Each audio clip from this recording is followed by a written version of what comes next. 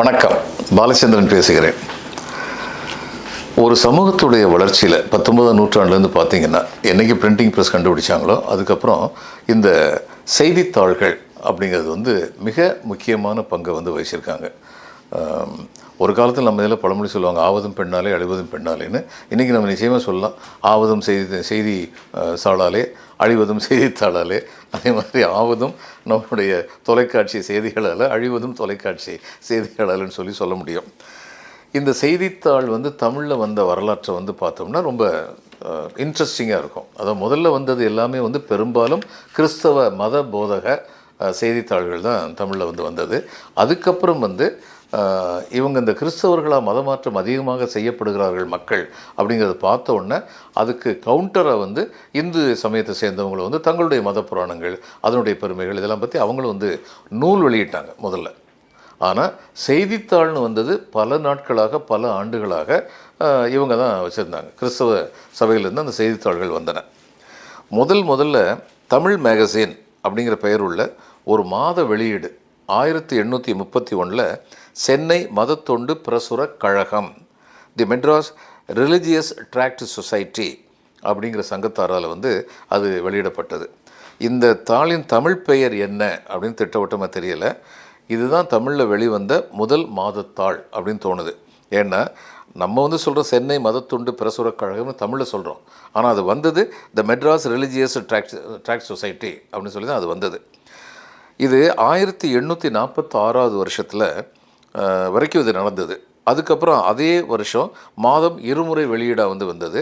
அதுக்கப்புறம் 6 மாதத்துக்கு அப்புறம் அதை நிப்பாட்டிட்டாங்க. அடுத்தது சுவிசேஷ பிரபல விளக்கம் அப்படிங்கிறது ஒரு மாத வெளியீடு 1840 நாகர்கோயிலில் அங்கே இருந்த ஒரு பிரச்சார சபையாரால் வெளியிடப்பட்டது. அதே வருஷம் நற்போதகம் அப்படிங்கிற மாத வெளியீடு திருநெல்வேலியைச் சேர்ந்த பாளையங்கோட்டை பிரச்சார சபையாரால் வெளியிடப்பட்டது. அதே வருஷம் பால தீபிகை அப்படிங்கிற தாள் சிறுவருக்காக நாகர்கோவில் பிரச்சார சபையாரால் வெளியிடப்பட்டது. 3 மாதத்துக்கு ஒருக்க வந்துக்கிட்டு இருந்த இது 1852 வருஷம் வரைக்கும் நடந்தது. ஜனசிநேகன் அப்படிங்கிற தாள் 1841 சென்னையில் வந்துக்கிட்டு இருந்தது. அது செய்தித்தாள்னு மட்டும்தான் தெரியுது, யார் வெளியிட்டாங்க எந்த விவரமும் தெரியலை. அதுவும் மாதம் இருமுறை வெளியீடாக கொஞ்ச நாள் நின்று போயிடுச்சு. 1847 திராவிட தீபிகை அப்படிங்கிற தாள் வெளிப்பட தொடங்கிற்று. ஆனால் இது யாரால் வெளியிடப்பட்டதுனோ மாத வெளியீடா கிழமை வெளியீடா ஒரு விவரம் நமக்கு தெரியலை. உதய தாரகை யாழ்ப்பாணத்து அமெரிக்கன் மிஷன் சார்பாக 1841 வெளிவருகிற மாதத்தாளாக இருந்தது. அதில் ஆங்கிலத்திலும் தமிழிலும் கட்டுரைகள் எழுதப்பட்டு கொண்டிருக்கின்றன அப்படின்னு சொல்லி மயிலை சீனி வெங்கடசாமி எழுதியிருக்காரு. ஆங்கில பகுதிக்கு ஹென்ரி மார்டின் அப்படிங்கிறவரும், தமிழ் பகுதிக்கு சேத் பெய்சன் அப்படிங்கிறவரும் முதல் இதழாசிரியர்களாக இருந்தாங்க. இந்த தாள் இன்றும் நடைபெற்று வருகிறது அப்படின்னு சொல்லி அவர் சொல்கிறார். சிறு பிள்ளையின் தேசத்தோழன் அப்படிங்கிற தாள் சிறுவர்களின் பொருட்டு 1849 வருஷத்திலிருந்து பாளையங்கோட்டை பிரச்சார சபையாரால் வெளியிடப்பட்டு வந்தது. தின வர்த்தமானி அப்படிங்கிற செய்தித்தாளை பெர்சிவல் ஐயர் சென்னையில் 1856 பல வருஷங்களாக நடத்திக்கிட்டு இருந்தார். இது கிழமைத்தாள். ராவ் பகதூர் சி.வை. தாமோதரம் பிள்ளை இந்த தாளின் ஆசிரியராக சில காலம் இருந்தார். இந்த சி.வை. தாமோதரம் பிள்ளை தான் தொல்காப்பியத்தை அச்சிட்டவர் அப்படிங்கிறது ரொம்ப முக்கியமான ஒரு விஷயம். டிஸ்ட்ரிக்ட் கெசட் அப்படிங்கிற மாத வெளியீடு தென்னிந்திய கிறிஸ்தவ பாடசாலை புத்தக சங்கத்தாரால் 1858 முதல் நடைபெற்று வந்தது. மிஷன் பாடசாலை தாள் த மிஷன் ஸ்கூல் மேகசின் அப்படிங்கிற மாத வெளியீடு தென்னிந்திய கிறிஸ்தவ பாடசாலை புத்தக சங்கத்தாரால் 1858 நடைபெற்றுக்கிட்டு இருந்தது.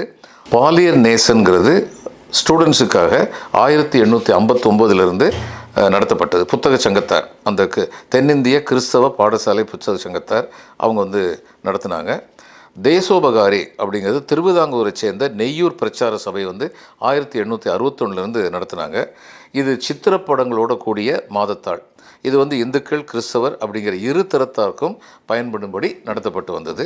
அப்புறம் அருணோதயம், இது 1863 லூத்தரன் மிஷன் சங்கத்தாரால் நடத்தப்பட்டு வந்தது. இந்த ஆண்டிலேயே சுவிசேஷ தூதிகை அப்படிங்கிற தமிழ்த்தாள் நாகர்கோயிலிருந்து வந்தது. அப்புறம் தத்துவ போதினி, விவேக விளக்கம், அமிர்தவசனி, கத்தோலிக்க பாதுகாவலன், சத்திய வேதக்கொடி இது மாதிரி வந்து 19ஆம் நூற்றாண்டில் வந்து 1882 வரைக்கும் பல நியூஸ் பேப்பர்ஸ் வந்து வந்துச்சு. இதுக்கப்புறம்தான் மற்ற சமயத்தார் வந்து நியூஸ் பேப்பருடைய முக்கியத்துவத்தை உணர்ந்தாங்க. அதுக்கப்புறம் இன்றைக்கி நியூஸ் பேப்பர் எத்தனை இருக்குதுன்னு நமக்கு தெரியும்.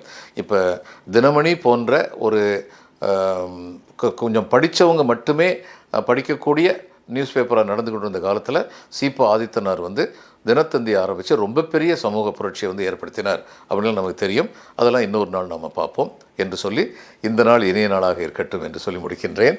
நன்றி, வணக்கம்.